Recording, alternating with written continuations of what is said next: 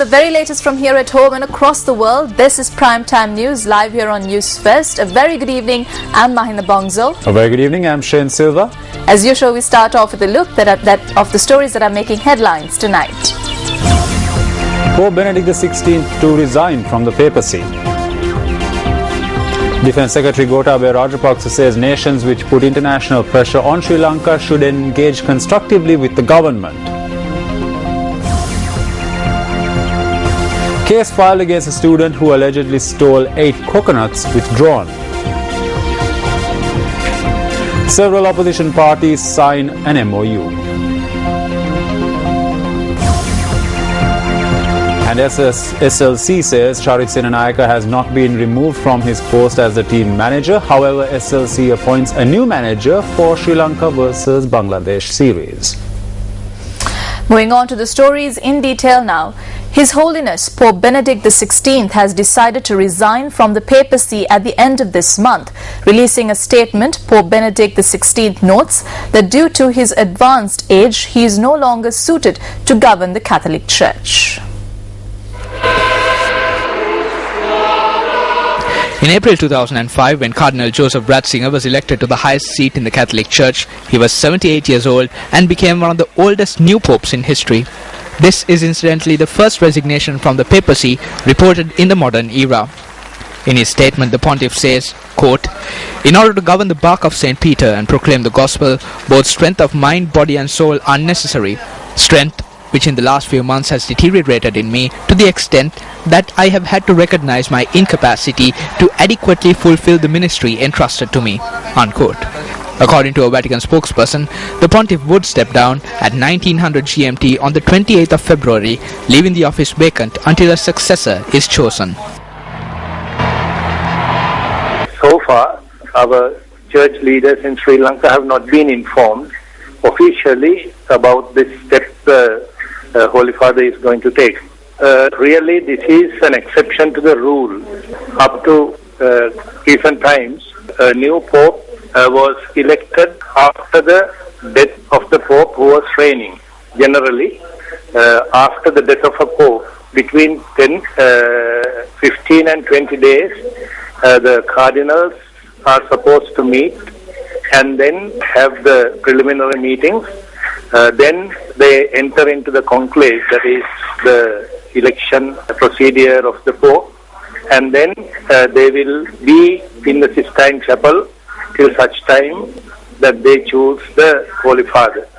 Now, with this news that we have received, shortly the Dean of the Cardinals will inform the members of the College of Cardinals, and then they will discuss about the vacancy that is being created, and then the procedure they are going to follow.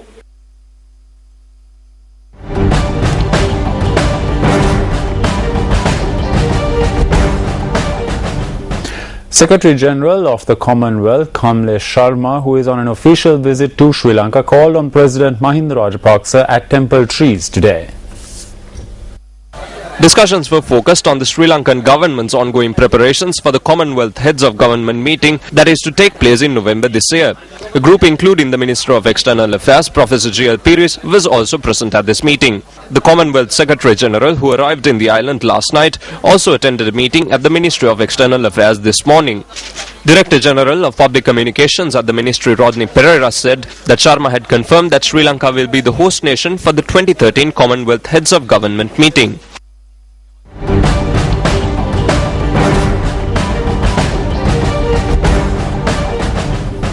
Minister of State in India, V. Narayanasamy, says that India would support any resolution brought forward by the United Nations against Sri Lanka if the island nation does not honor the recommendations of the UN on human rights issues.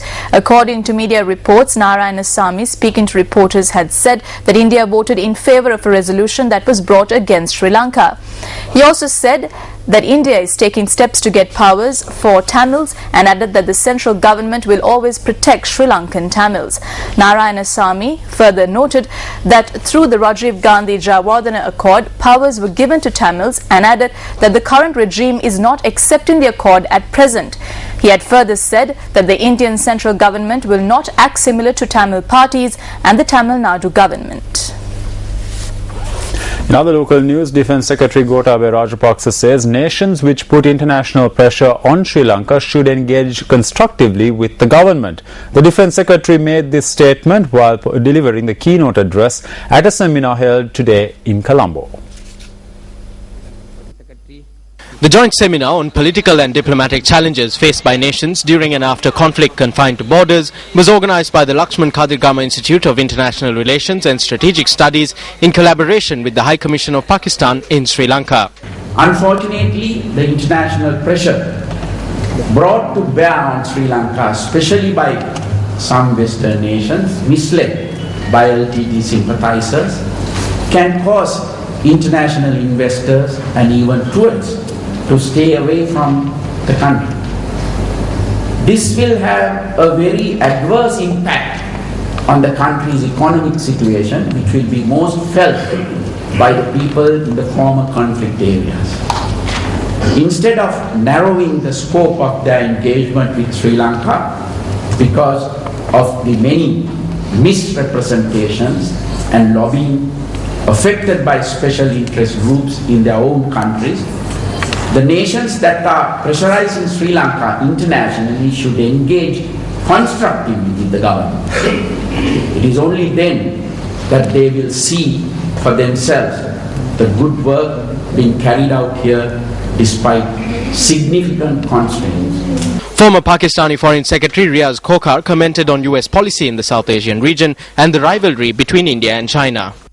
Now, the US policy is not entirely clear. The United States does want India to play a major role in the region. That's not really acceptable to many countries in the region. Plus, it's not acceptable in the longer contest between China and India. Although their economic relationship is improving very well with the Chinese, there is some sort of an understanding. But at the same time, the rivalry in Asia is going to be a thing that we see in the future. Indian Ocean doesn't belong to India. Indian Ocean belongs to the region.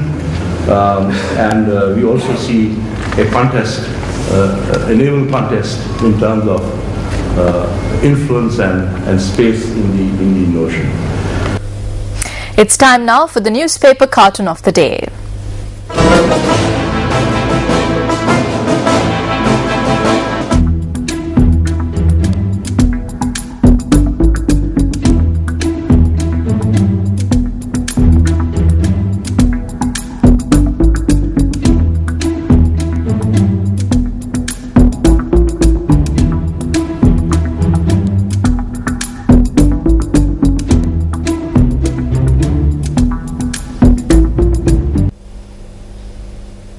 The police today withdrew the case filed against a schoolgirl from Horana pertaining to the theft of 8 coconuts. The police media unit said that the owner of the land from which the coconuts were stolen had decided not to continue with the case.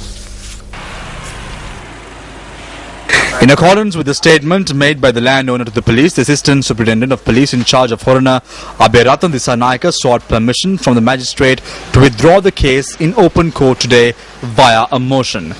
ASP Disanaika also requested the magistrate not to take up the next hearing of the case scheduled for the 22nd of this month. Considering the request, the magistrate concluded hearings and ordered the police to issue notice to the girl in question, informing her of this. Meanwhile, the Chief Minister of the Western Province, Prasanna Ranatunga, convened a media briefing today regarding the matter. I strongly oppose the way in which children are being utilized by some to gain political mileage. Steps have been taken through the Ministry of Social Services to facilitate the child's education.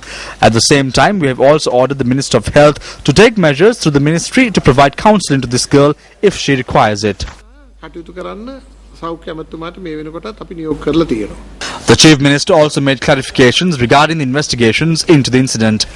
මිලියන 95කට වැඩි. Over the past 2 years, we have taken steps to make provisions for 1,268 schools in the Western Province. In 2012, we took steps to allocate over 95 million rupees for schools in the Western Province. We have also provided 300,000 rupees over the past 2 years to colour wash the school. We do not have the ability to fulfill all the requirements. That is why parents get together and assist schools. Circulars have clearly stated that even if parents decide to collect money, the children should not be affected over it. I wish to state that we will take steps to amend circulars violating this fact. You said that there were no principals to replace others, but you granted appointments to 400 principals about 3 years ago. With regard to the appointment of principals, at present there are 400 vacancies in my province. We have acting principals, so there is no question of removing them. If there are 400 more, we will provide them with appointments. Appointments are granted by the central government and not the provincial council.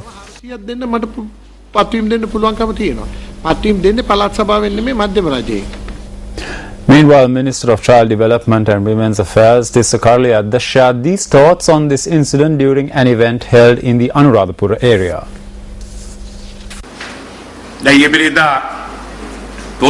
There was a story about a child in Horana and coconuts. A journalist told me that a motion was filed and the case was withdrawn. This should have been done earlier. When the media constantly asked about this incident from me, what I said was that they should have acted humanely, given her a stern warning and let her go. They could have consoled her by giving her some money, even if they couldn't afford 800 rupees. There are plenty of criminals in this country who secure freedom with much ease.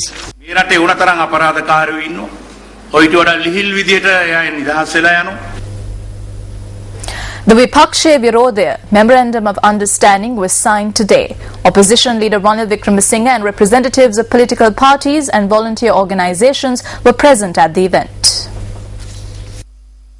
The signing of the Vipakshe Virodhaya Memorandum of Understanding took place at the new town hall in Colombo.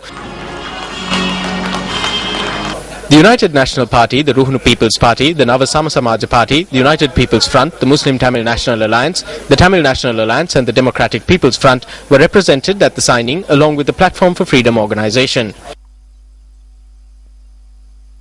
The MOU seeks to achieve 7 aims, including the ensuring of democracy and fundamental rights.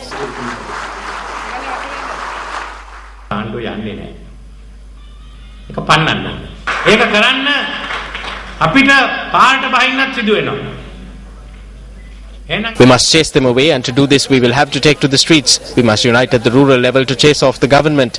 After that we must separate to contest the elections. We must demonstrate to chase away this. We are acting to create and implement the people's regiments in every division.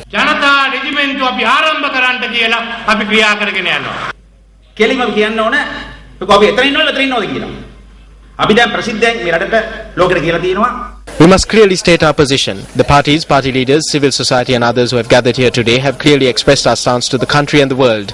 We are with the Sri Lankan people, we are with the people's regiment.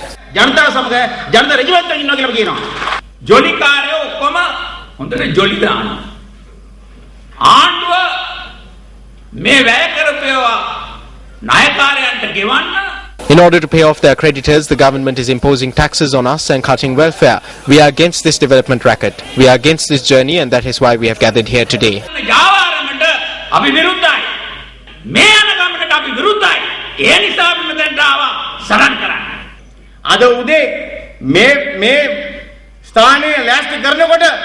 When preparations were being made to prepare this location, the police came last night and removed all the flags. When we put them back up, they came in the morning and removed them again. The mayor had to call the DIG in Colombo and seek permission to put up the flags. What situation has the government fallen into today? I wish to state that we will all act as one and work towards sending this government home as soon as possible.